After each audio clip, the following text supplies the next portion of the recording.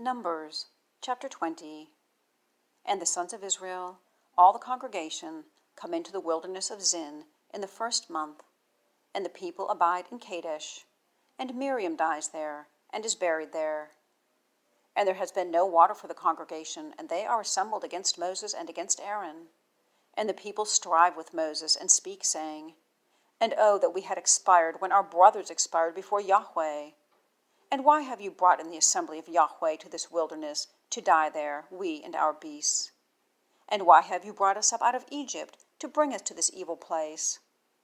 It is not a place of seed, and fig, and vine, and pomegranate, and there is no water to drink. And Moses and Aaron go in from the presence of the assembly to the opening of the tent of meeting, and fall on their faces, and the glory of Yahweh is seen by them. And Yahweh speaks to Moses, saying, Take the rod, and assemble the congregation, you and your brother Aaron. And you have spoken to the rock before their eyes, and it has given its water. And you have brought out water to them from the rock, and have watered the congregation and their beasts.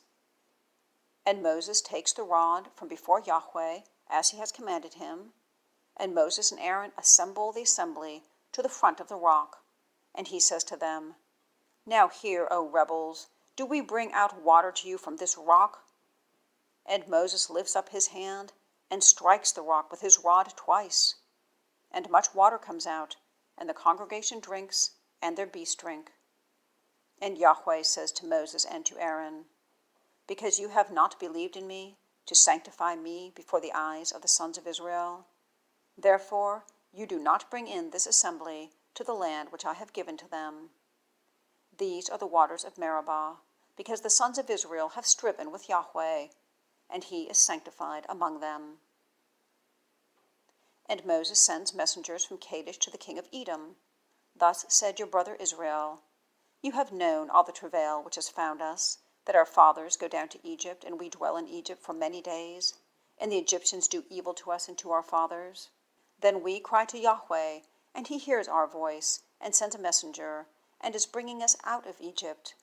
And behold, we are in Kadesh, a city in the extremity of your border. Please, let us pass over through your land. We do not pass over through a field or through vineyard, nor do we drink waters of a well. We go the way of the king. We do not turn aside to the right or left until we pass over your border. And Edom says to him, You do not pass over through me, lest I come out to meet you with the sword. And the sons of Israel say to him, We go in the highway, and if we drink of your waters, I and my livestock, then I have given their price. Only let me pass over on my feet, nothing more. And he says, You do not pass over.